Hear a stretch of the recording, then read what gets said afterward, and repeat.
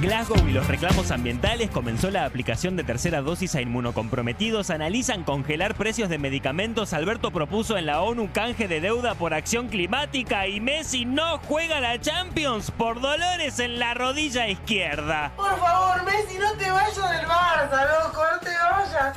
Otro día más en este hermoso y adolorido país. Me quedé tranquilo que no tengo nada.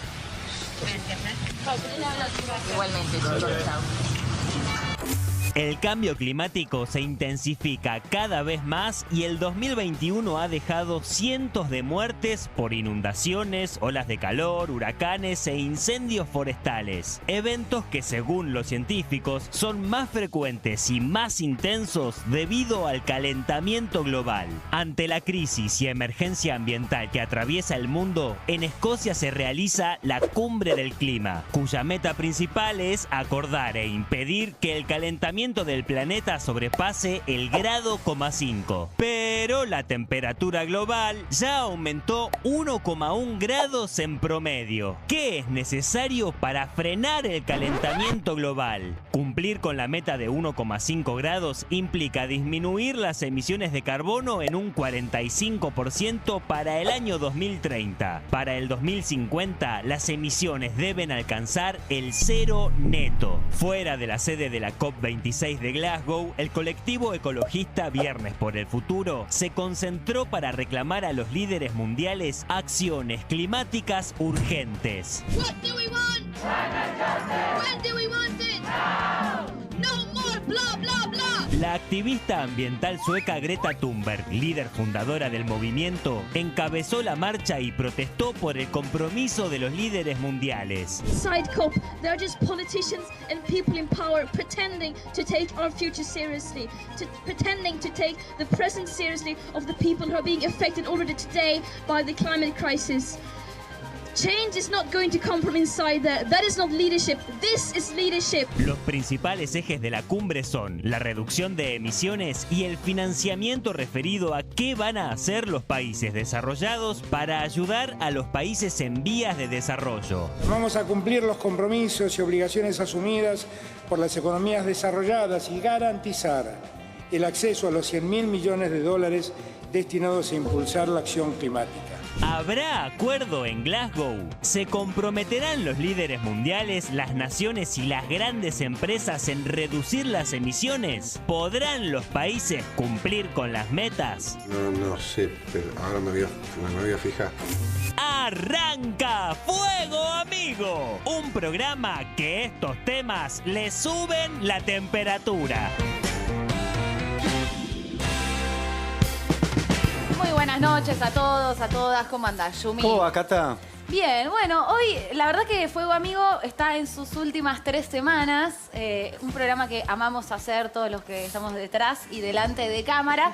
Y si hay algo que ha atravesado este programa y donde seguimos aprendiendo y escuchando a los expertos, porque nosotros no lo somos en este tema, es el cupo socioambiental, hablar de ambiente.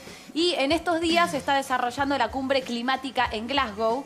Y por eso hoy vamos a dedicarle el programa entero a eso con todas las voces. Bien, y preguntaba Greta Thunberg, ¿no? ¿Dónde está el liderazgo de los cambios? Bueno, están todos nosotros, no solo allí, o por ahí, no allí, no en Glasgow. Greta decía que adentro de la COP no. Por eso, lo vamos a preguntar también a nuestros invitados. A mí me sorprende muchas veces la resistencia de mucha gente a tomar estos temas con seriedad. Los siguen viendo lejanos, no entienden que tiene que ver con nuestro futuro, pero también con nuestro presente. Vamos a presentar a nuestros invitados, pero antes le quiero preguntar a Analía Argento, además de saludar a las chicas. Analía, ¿por qué crees que lo vemos tan lejano a veces? Bueno, primero porque hay que hacer un esfuerzo grande, exige un compromiso y también una inversión o una prioridad para los gobiernos, ¿no? Yo estuve en alguna oportunidad participando de una COP y muchos me decían, lo mismo que decía Greta ahí afuera, lo decían adentro.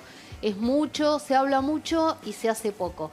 Pero a mí me parece que el verdadero poder está en las nuevas generaciones. Bueno, no solo en las nuevas generaciones, porque hay muchos que vienen peleando desde hace muchísimo tiempo, pero me parece que nuestros hijos y nuestras hijas tienen una conciencia mucho mayor de la que tuvimos. Cuando yo era chica, el tema era nada más que el desodorante o no usar aerosoles. Ahora tenemos conciencia de que la mayoría de las cosas que consumimos son contaminantes. Bien, ya vamos a escuchar a él y a Mayra, pero paso a presentar a nuestros invitados, distintas voces, distintas miradas para tratar de pensar qué mundo y qué urgencias estamos teniendo y qué futuro nos espera.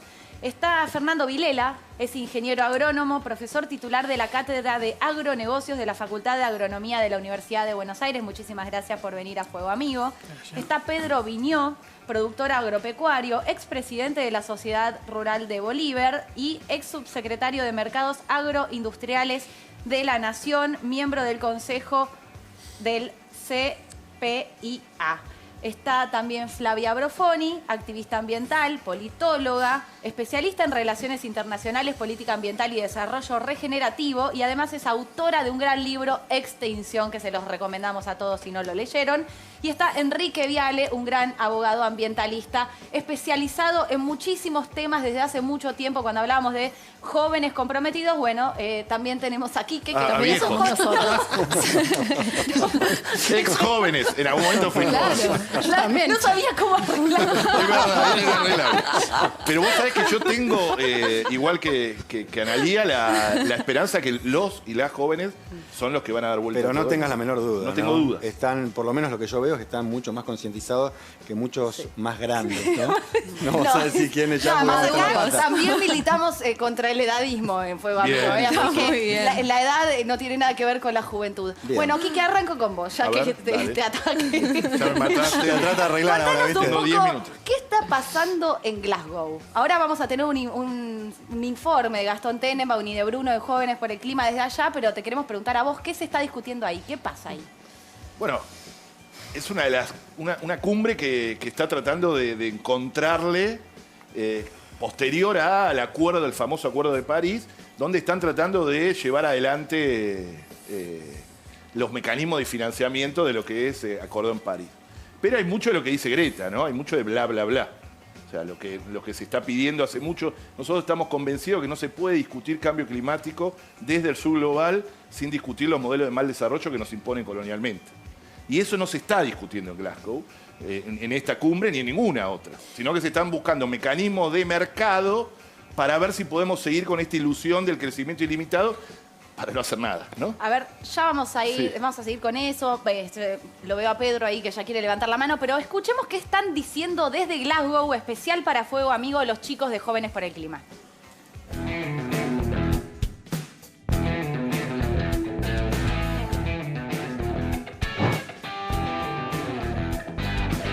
Buenas, Cata. Hola, Diego. Estamos en lo que es el evento más importante de Naciones Unidas en materia de cambio climático, acá en Glasgow, Escocia, donde las próximas semanas los países van a decidir cuáles acciones toman para combatir a la crisis mundial de cambio climático. Son vitales las negociaciones durante esta conferencia en las que se definen temas relativos a la financiación, al nivel de la ambición que tienen los estados para llevar adelante acciones en materia de mitigación y adaptación del cambio climático, así que el hecho de que la sociedad civil esté presente es fundamental. Mandamos un gran saludo y espero que esté muy bueno el programa. Bueno, le agradecemos, por supuesto, a Gastón y a Bruno. Le mandamos saludos a ellos, que vienen trabajando como activistas hace muchísimo tiempo con esta temática. Pero te quiero preguntar, Pedro, a vos, ¿cómo ves lo que se está desarrollando en Glasgow? Si prestás atención, ¿y qué opinás respecto a las palabras de Greta Thunberg, a la que escuchamos recién, ¿no? ¿Dónde está el liderazgo? Mira, sin duda es un evento más que importante. A mí, por suerte, me tocó asistir a 2 COP. Estuve en Bonn y estuve en Marruecos.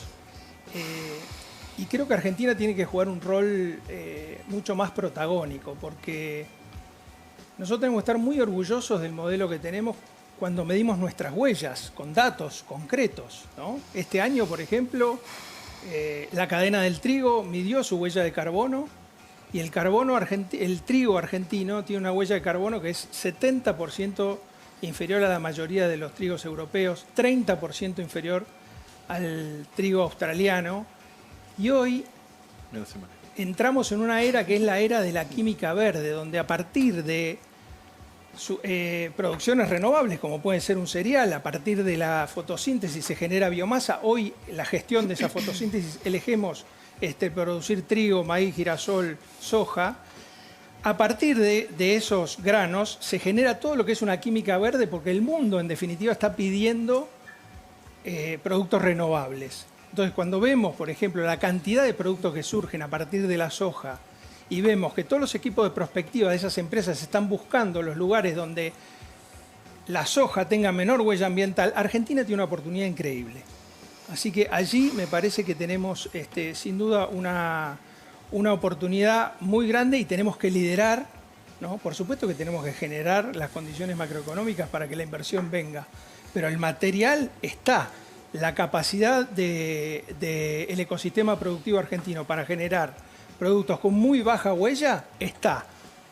En ese sentido, está todo por desarrollarse. A ver, hay muchas cosas para debatir, muchas ventanas que vamos a ir abriendo, pero hay dos palabras que todos escuchamos y que no terminamos de entender que salieron de estos días en Glasgow, que una es canje de la deuda ambiental y la otra es hidrógeno verde. Si nos pueden contar qué es eso para que todos lo podamos entender.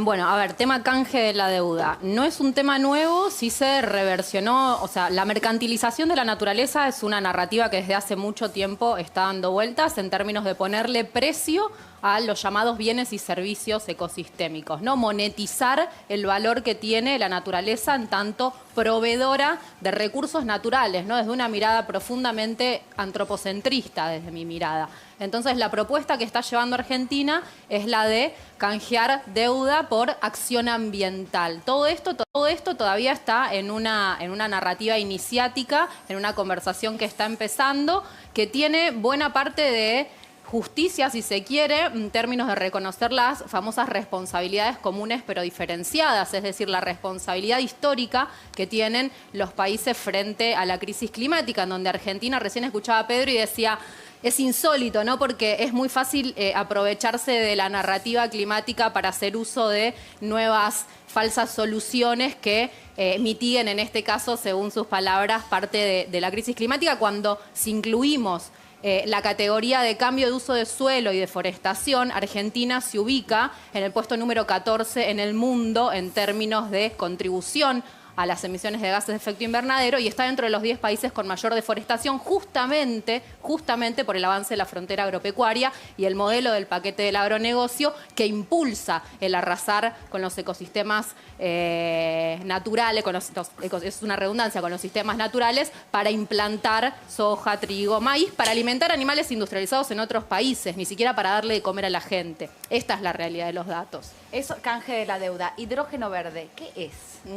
Hidrógeno verde. Hoy vos estuviste hablando más. No, a ver, el hidrógeno verde es un vector energético, una forma de que es verde porque tiene su inicio en porque la energía, forma de producir el hidrógeno es a partir de una energía renovable. Es a partir de una energía renovable, si no podría ser el hidrógeno azul. Es algo que está dando vuelta en el mundo, como la nueva salida porque no emite gases de efecto invernadero. ¿Y no es una salida?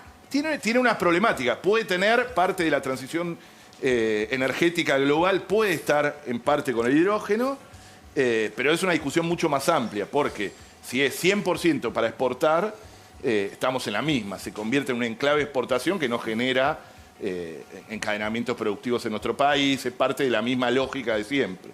Y tampoco que tiene que servir para nuestra transición energética y no ser zona de sacrificio para la transición energética del norte global, que muchas veces tenemos ese papel, ¿no? Nos han puesto ese papel en América Latina. Entonces, está todo por verse porque fue un anuncio muy grande, pero con muy poca letra chica, ¿no? Que hay que verla. También son grandes consumidores de agua. Los datos que se dieron hasta ahora es que va a ser agua de mar, lo que sería mucho mejor. Y si no, sería un gran conflicto que no fuese agua de mar, ¿no? La que van a usar en este complejo para producir el que hidrógeno. se produciría para la exportación. Supuestamente sí, no está claro cuánto Tengo entendido de eso, ¿no? que no se puede utilizar agua de mar, justamente porque de que se trata la producción de hidrógeno verde es de separar la molécula de hidrógeno. Pero se desaliniza previamente. Para eso necesitas agua. Sí, por eso. Pero está previsto que es agua dulce. No está claro eso porque el mismo Pichote en la conferencia de prensa dijo expresamente que va a ser agua de mar. Pero de ahí a que lo sea no tenemos los Bien. detalles, ¿no? Habría que tenerlo, es clave eso, porque es un gran consumidor de agua. Voy a sumar a Fernando, ¿no? Hasta la reina Isabel opinó respecto a Glasgow que se terminó el tiempo de las palabras, es momento de la acción. Queremos tu palabra, tu observación sobre lo que está pasando ahí y esta prédica, ¿no?, contra el calentamiento global. Si efectivamente tenemos que pasar a la acción, porque aparentemente los acuerdos de París, acuerdos previos, no se están cumpliendo. Efectivamente, tenemos un problema ambiental serio, creciente. Tal como decís, los acuerdos no se están cumpliendo. Tenemos que tener también claro quiénes son los actores principales en este juego, ¿no es cierto? Nosotros estamos hablando desde un lugar que genera un porcentaje muy pequeño de los gases de efecto invernadero a nivel global. ¿Quiénes son los actores principales? China, por ejemplo, está emitiendo el 27% del total. China, India y Estados Unidos, ¿no? Son los principales. Estados Unidos es el segundo con el 13%, la Unión Europea e India, ambos con el 7%. O sea que si sumás esos actores ya tenés más del 50% del déjame total. hacer un breve paréntesis. ¿Hubo algún cambio con la salida de Trump y la llegada de Biden respecto a la postura de Estados Unidos en este tema? En los discursos sí, todavía eso me parece que falta. En los hechos no. Falta todavía un tramo. Hay un discurso más amigable con el ambiente, hay una disposición de poder incorporarse a la discusión global, que Trump se había retirado, pero claramente si no se resuelve el problema en esos 4 actores que estamos mencionando, China, Estados Unidos, la Unión Europea, que da lecciones, pero emite 7% del total global. Y India, por ejemplo, no vamos a poder avanzar en los objetivos que estamos planteando. Ahora, y muchos de ellos no están comprometiéndose en la medida de lo necesario. Dada, digamos, este panorama internacional, te pregunto por el rol de Argentina. ¿Cómo ves vos?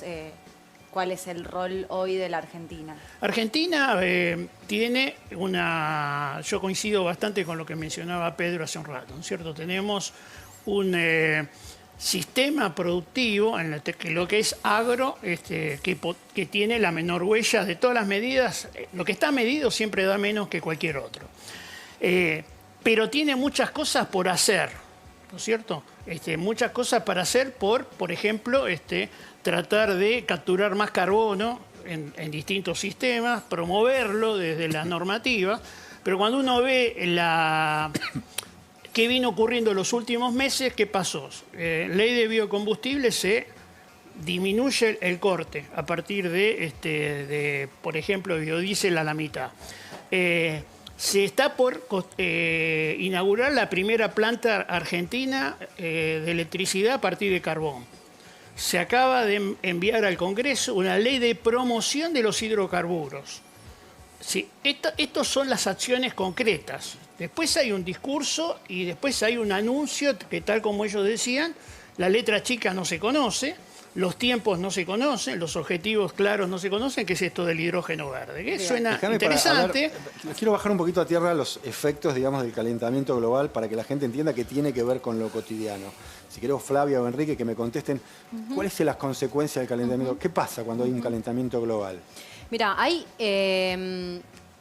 más allá de la cotidianidad, yo creo que es necesario poner los datos con las palabras que amerita. Estamos yendo, como decían en el informe inicial, a un calentamiento que ya lleva 1.1, 1.2 grados centígrados respecto a los niveles preindustriales, y cuando el secretario general de Naciones Unidas abrió la conferencia ayer, dijo: nos estamos cavando nuestra propia tumba, estamos yendo a un calentamiento de por lo menos 3 grados para fin de siglo. Esto implica el colapso generalizado de las funciones de los ecosistemas, y de ahí lo ridículo, desde mi mirada, de conversar antes de monetización de la naturaleza, antes de tomar compromisos reales que no queden en los papeles, ¿no? Recién, hace un rato, circulaba el hecho de que estemos firmando hoy, todos los países que fueron a la COP, un acuerdo para detener la deforestación a 2030. Este es un compromiso que ya se cumplió, que se tomó en 2014, que se incumplió porque la deforestación aumentó en un 40%, y las consecuencias son las que ya estamos viendo. Un río, obviamente, son multicausales los factores que inciden, pero un río, Paraná en su bajante histórica, olas de calor extremas, sequías permanentes, inundaciones permanentes. Y de ahí la palabra oportunidad que toma el agronegocio, ¿no? Es una oportunidad que la tierra esté seca todo el tiempo para desarrollar nuevas semillas transgénicas. Es una oportunidad que la tierra esté anegada todo el tiempo para desarrollar nuevas semillas transgénicas que se adaptan a esas condiciones, pero retroalimentan la rueda de desertificación y de inundaciones permanentes. Entonces, la mirada sobre la oportunidad es una mirada que está puesta en tirar la toalla. En decir, nos damos por vencidos, asumimos que estamos yendo hacia un colapso generalizado de los ecosistemas y del clima, implicando lo que a mí más me preocupa, grandes olas migratorias de miles de millones de personas que no van a tener ni agua para tomar, ni comida para alimentar. ¿Estamos yendo a un colapso o estamos en el colapso? Yo siento que ya estamos atravesando, creo que Kiki opina lo mismo, tiene un libro que lo dice así. Estamos atravesando el umbral del colapso, los puntos críticos, es decir, los puntos en los que está viendo, por ejemplo, eso? A ver, yo siento, no sé, me agarró una alergia tremenda este año y mi alergista me dijo, son por los vientos. Yo no tengo idea de esto, repito y les pregunto a ustedes que son los expertos. Vientos que estamos viendo alergistas en todo el mundo por el cambio climático. Son eventos climáticos extremos que se van a multiplicar. Yo digo, en la primavera que viene me voy a vivir otro lado porque me morí. O sea, lo que va a hacer es multiplicarse los eventos climáticos extremos y ser más virulentos. Esa es la característica del cambio climático. No es que nunca nos inundamos, no es que nunca tuvimos sequías, sino que van a pasar cada vez más fuerte. Más seguidas, sí. Pero es importante, yo quiero reafirmar lo que dijo Flavia, sobre todo el rol del agronegocio, ¿no? Porque acá tenemos dos representantes del agronegocio que son grandes responsables del cambio climático global, el agronegocio. Miren, desde que se autorizó la soja transgénica en nuestro país, 1996 a la fecha, se deforestaron 8 millones de hectáreas de bosque nativo. Eso es Escocia entera. Ahora que la COP está, Escocia entera arrasó el agronegocio. Son casi 200.000 hectáreas por año, son 10 ciudades de Buenos Aires por año que se llevó puesto el agronegocio. El agronegocio además... Es deforestación para utilizar esa tierra. Deforestación, exactamente. Además, el agronegocio es responsable en nuestro país del 40% de las emisiones de gas de efecto invernadero. El 40%, obviamente que el sector de transporte y de quema de combustibles fósiles tiene una gran responsabilidad, pero el agronegocio es el otro. Se lleva puesto el corrimiento de la frontera agropecuaria que se comió todo el gran Chaco argentino, que también los humedales, no es solo bosque, los datos que di son de bosque. Tenés los humedales también, el corrimiento de la frontera para la ganadería. Es decir, no podemos discutir cambio climático sin discutir los modelos de mal desarrollo. No es una cuestión, como dice Flavia, de una cuentita a ver si le encontramos. Modelo productivo estás discutiendo. Pero por supuesto. El modelo de desarrollo económico. Un modelo de desarrollo, de mal desarrollo, decimos nosotros, que además tiene a la mitad de los pibes bajo el nivel de pobreza. Bueno, vos porque esas son las consecuencias, también de un modelo que excluye, que expulsó cientos de miles de familias del campo a las ciudades, porque es una agricultura sin agricultores, es una agricultura que no produce alimentos, produce un forraje para los chanchos chinos.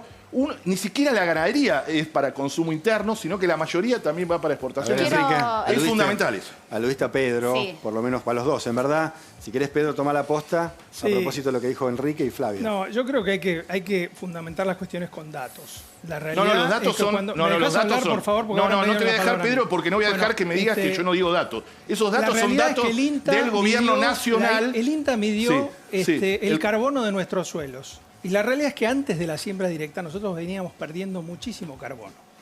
La química orgánica es la química viva, es la química del carbono. Pero lo que está sucediendo con la siembra directa es que dejamos de perder carbono y nosotros estamos midiendo en los campos donde las cosas se hacen bien que empezamos a hacer sumidero de carbono. No solo salen del sistema productivo el producto. ¿Eso sabe qué es? Son las petroleras de los 80 y los 90. Además, ¿vieron las petroleras de los 80? Perdón, porque si no... pero no hay que dejar, porque es como los antivacunas. Si no, es un antivacuna. Pero así no es lo se mismo. La realidad es que los datos nos dicen... Está negando las causas del cambio climático. Por primera vez en la historia, yo, que soy quinta generación de productores... No, pero también sos presidente de APRESID. Mejores suelos de los que recibí de mi padre. ¿Por qué? Porque dejamos de arar, ahora volvemos a dejamos de dar vuelta al pan de tierra. Es un sistema que es nuestro, es argentino, no es de las grandes potencias, no. Justamente somos un en gran Argentina, experimento así más del 90% de la agricultura se hace en siembra directa.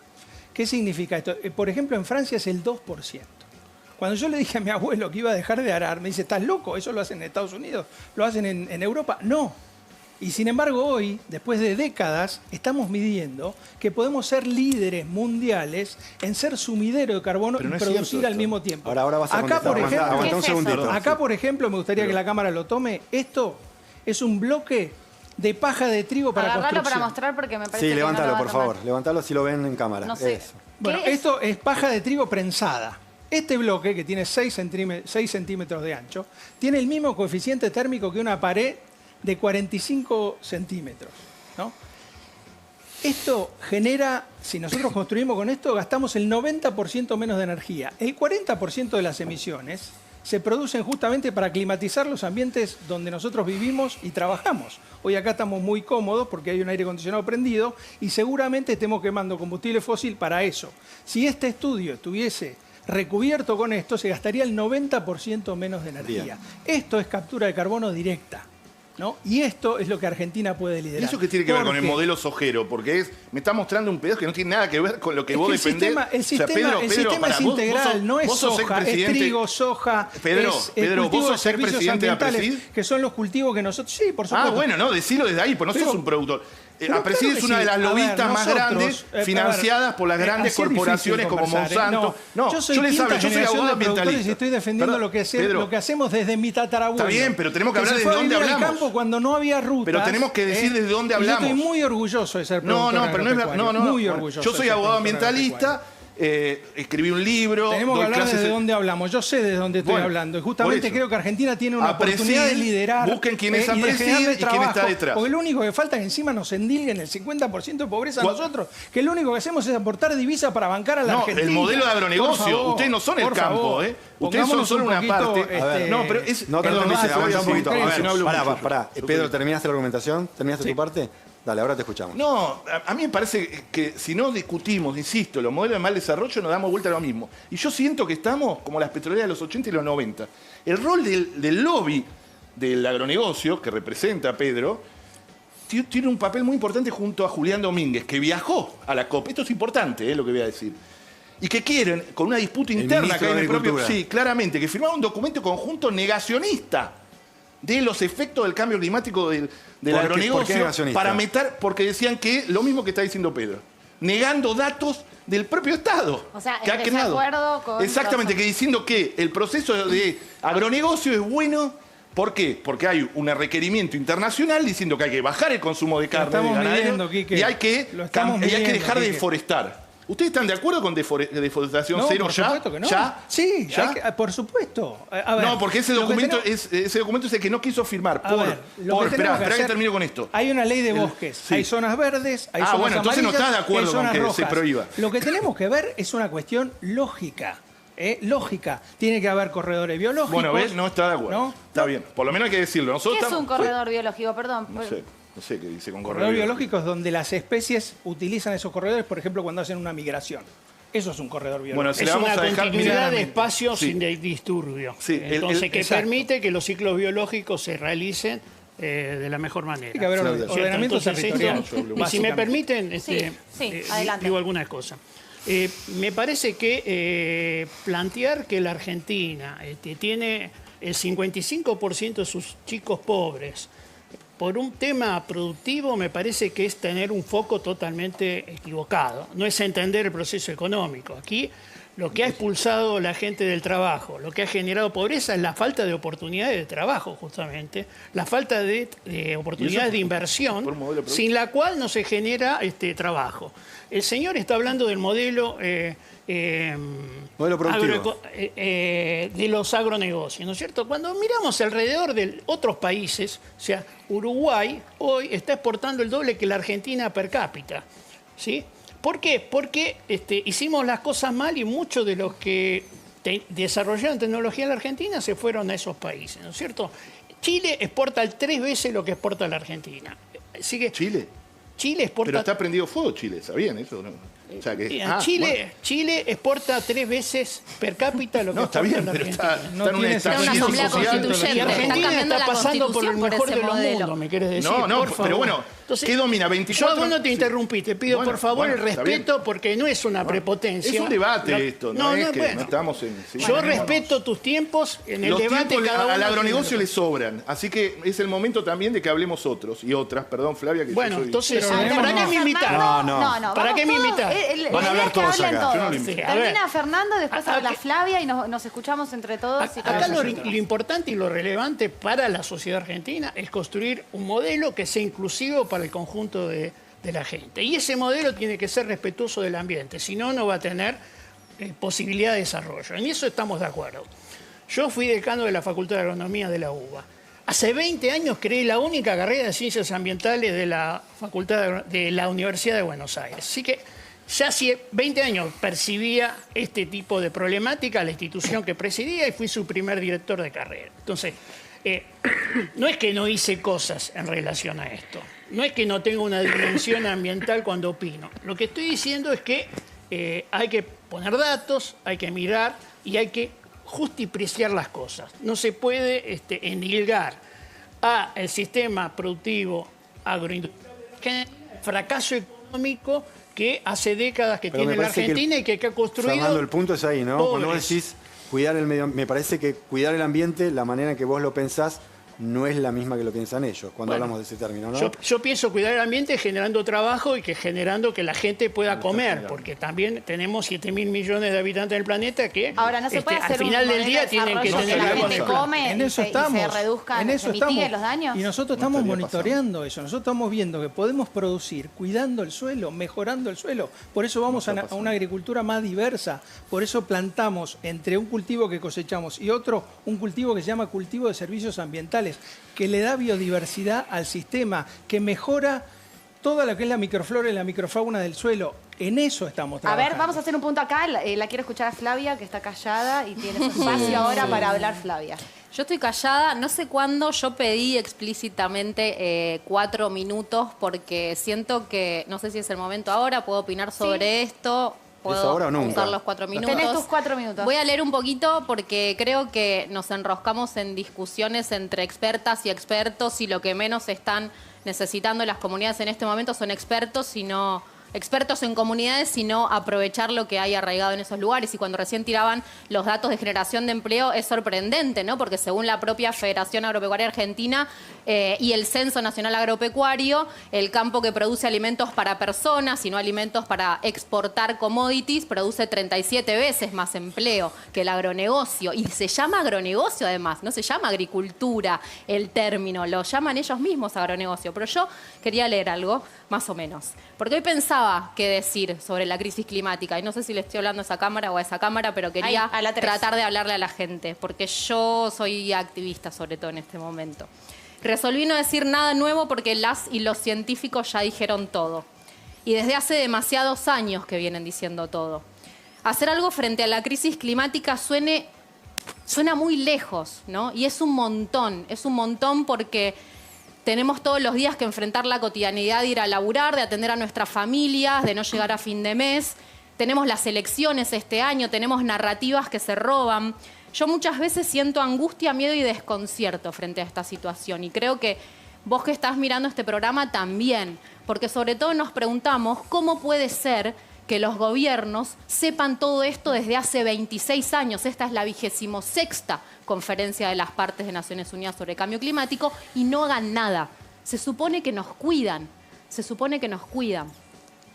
Estamos ante la emergencia más enorme a la que se haya enfrentado la humanidad. Y sé que esto es terrible de escuchar. Por eso, después de que yo hable, va a venir un señor con falsas soluciones para que te vayas a dormir tranqui. O 2 señores, o 3, confiando en ellos. Ellos que deciden subsidiar con tus impuestos al agronegocio y a Vaca Muerta. Y no te preguntan si hubieras preferido, no sé, subsidiar la producción de alimentos sanos para personas en lugar de la producción de soja y maíz transgénico para los chanchos chinos. Hace muchos años que estudiamos, somos un montón este tema y hoy creo que no estamos preparados ni psicológica ni socialmente para dimensionar la que se viene. Nos hackearon para quererlo cómodo y consumir influencers que nos den tips para salvar el planeta reciclando. Nos hackearon para negar esta realidad. Yo siento que lo más peligroso del tiempo que nos toca vivir no es el calentamiento global. El peligro real es que no creemos en lo que sabemos, en lo que dice la ciencia. ¿Cómo vamos a enfrentar a la crisis climática si no miramos al problema a la cara, lo reconocemos y construimos políticas públicas proporcionales con el estado de situación, proporcionales y coherentes? Ningún hidrógeno verde va a ser suficiente cuando miles de millones de personas migren buscando comida y agua. Y es cortito, ya termino. A mí también me dan ganas de no escuchar nada más. Es un montón, da pánico y siempre nos dijeron que el pánico inmoviliza. Pero ¿qué tal si no inmoviliza el pánico? Hay ejemplos, aunque sean de mierda, perdón, el lenguaje soez, pero acá somos todos académicos y académicas. Hay veces en que el pánico y el miedo producen lo contrario y hacen que movamos y cooperemos. Más aún cuando se trata de sobrevivir y estamos en esta, tratando de sobrevivir. Mira, el miedo de la pandemia frenó la economía, los vuelos, los besos, pero sobre todo puso al mundo a hablar de esto. Hizo que uses barbijo y te dejes de abrazar, te cambió comportamientos quizás para siempre. Y no lo estoy juzgando, es un ejemplo que demuestra que parar el mundo no es imposible, como dicen los líderes globales, parar la economía, parar de crecer. Pero sí que requiere de nosotros movilización y coraje porque los gobiernos y las corporaciones no quieren que nada cambie, quieren conservar sus privilegios y es lógico. Lo que va a pasar ahora es que yo voy a quedar medio meme, activista, apocalíptica y está bien. Sé perfectamente que las referencias legítimas de la sociedad usan traje y estudian economía.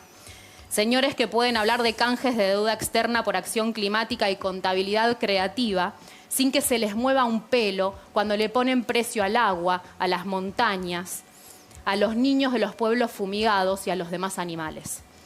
Los líderes reunidos en Glasgow no son funcionarios, empresarios o presidentes a quienes respetar, son criminales. El terricidio es un crimen. Soy extremista, extremo, me parece, es hacernos creer que producir alimentos a base de venenos es normal. Ahora que sabés, podés elegir ser cómplice de la catástrofe sin hacer nada. Esa es la paradoja del colapso. Sin hacer nada vamos a ver morir la vida en la Tierra durante nuestro tiempo de existencia y sabés que además sería perfectamente legal. Lo que está en riesgo es la supervivencia de todo lo que amás, pronto, mucho antes de lo que te dijeron. Bien. Ya terminé y siento que no tengo mucho más que decir. Hablemos de esto en forma colectiva. No me puedo sacar la campera. Si es esta, es exigirle al gobierno y a los otros partidos que digan la verdad. Ningún cambio va a ser posible mientras sigan negando lo que la ciencia demuestra. Y acordate que si nadie se mueve, nadie cree que puede moverse. Y yo creo que ya estoy. Me fui. Gracias. Bueno, Pedro. Habló Flavia, dijo bastantes cosas. Sí. No, yo lo que le quiero decir a la gente es que hay muchas familias preocupadas con esto. Personalmente yo estoy muy preocupado con el tema climático. Tengo la tranquilidad de tener la producción nuestra hace más de 20 años en siembra directa, de ser forestador y capturar carbono a través de la forestación, de tener paneles solares, de tener un auto híbrido inclusive, de construir con biomateriales y cuidar la energía, de estar todo el tiempo pensando cómo poder dejarle a mis hijos un mejor planeta y al mismo tiempo producir y generar trabajo y beneficio. Y creo que la Argentina en este sentido tiene una oportunidad inédita. Hoy el mundo está poniendo foco en cómo se producen las cosas. Y Argentina tiene liderazgo mundial en un sistema productivo que genera la menor huella de carbono medida con los datos del IPCC, con los mismos datos que el IPCC plantea para todos los países. Ahora les pregunto... Esa oportunidad está allí y hay que aprovecharla. A los dos, y ya voy con vos, Quique, que está moviendo la cabeza, que quiere hablar, pero les pregunto si hay cosas que ustedes ven puntuales para que nos cuenten a quienes no conocemos bien cómo se trabaja en el campo, que hay que cambiar ya en el modelo de desarrollo económico por justamente que están generando un daño ambiental. Cosas que vean ustedes que, bueno, esto hacemos una autocrítica de cómo se está trabajando, esto se puede mejorar. Bueno, a lo largo del tiempo ha habido múltiples errores, se han generado situaciones se mencionaban hace un rato, deforestación y manejo inadecuado de los sistemas, pero por el otro lado parece que estamos en el aire, que nadie necesita comer, que nadie necesita alimentarse, que es trivial producir alimentos y en el que entonces, bueno, da lo mismo que estén o que no estén. Y la verdad que no es así.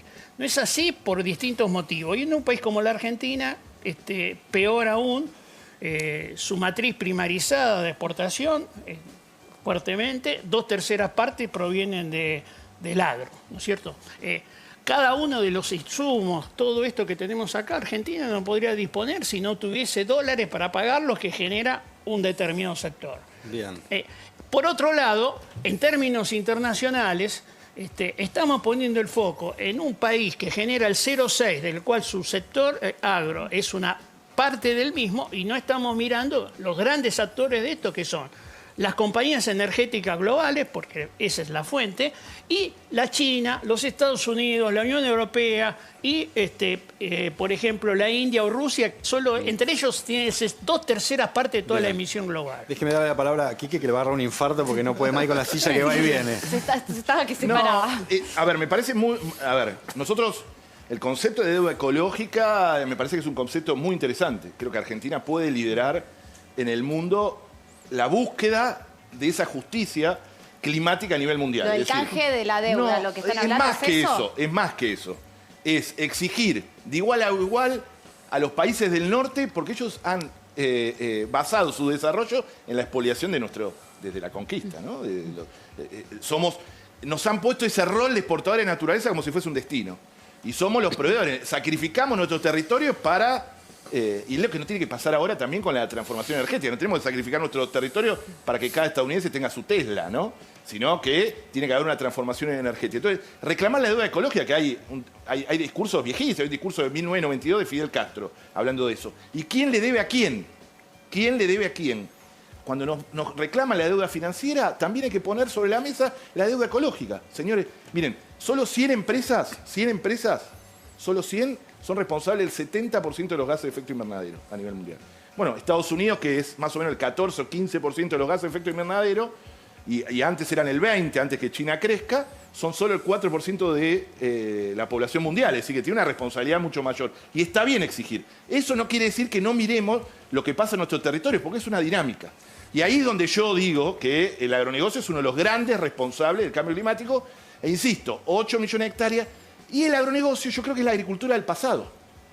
Es la agricultura del pasado, ya fue. Bien. Ya fue. No, la agricultura del futuro es la que da alimentos, que es la agroecología. Esa es la que verdaderamente da alimentos y que genera miles y miles de puestos de trabajo, que es lo que necesitamos, que pueda repoblar el país, todo. Pero para eso hay que vencer un poder muy grande, que es un poder casi, digo, de que nos han hecho creer que la única agricultura posible, miren el poder que tiene el agronegocio, ¿eh? Preside es muy, muy responsable de eso. Incluso hasta modificó, esto lo digo siempre, un manual de educación ambiental. Llegó a modificar un manual de la nación, digo. Eso hizo Preside, para que no digan los efectos del glifosato, etc. Nos han hecho creer que la única agricultura posible es la agricultura transgénica con uso de agroquímicos. Nos naturalizaron poner venenos en los alimentos. Cuando eso fue autorizado en el año 96, tiene 25 años. Bien. Y la agricultura tiene 10.000. Vamos a hacer un punto acá, porque nos tenemos que ir un corte, pero va a seguir Fuego Amigo, va a seguir el debate. Los quiero escuchar a Pedro, los quiero escuchar también pensar, bueno, a ver, Argentina es un país subdesarrollado, estamos en el medio de esta crisis climática. ¿De qué manera hacemos también para que coman todos? O sea, si hay más de la mitad de los pibes y de las pibas bajo la línea de pobreza, ¿qué modelo de desarrollo económico es el cual podemos estar todos adentro, pero además no se dañe más el ambiente? Bueno, vamos a escuchar las respuestas de nuestros invitados después del corte.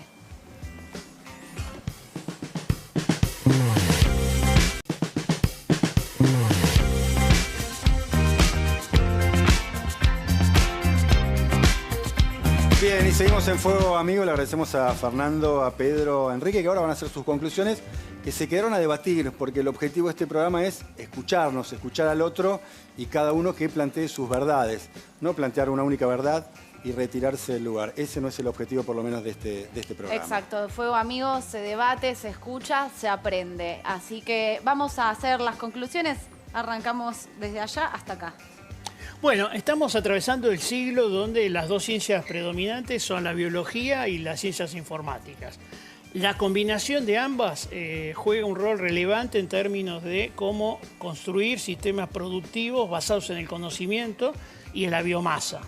Y ahí Argentina tiene un rol que puede ser importante, esto es lo que llamamos la bioeconomía, y donde puede satisfacer distintos tipos de situaciones, como situaciones desde sociales, generando más y mejor trabajo, arraigo de las personas al territorio y una transformación de una exportación, por ejemplo, hoy de 2/3 del maíz que producimos como grano en bioplásticos, bioinsumos que reemplacen lo que viene de la química tradicional o de los hidrocarburos. Y ahí Argentina puede ser un jugador importante. Pedro, les apelamos a su brevedad, pero nos queda literal 1 minuto, así que se van a tener que repartir 30 y 30. Yo quiero decirle a la gente que en el campo estamos interesados en que la Argentina le vaya bien.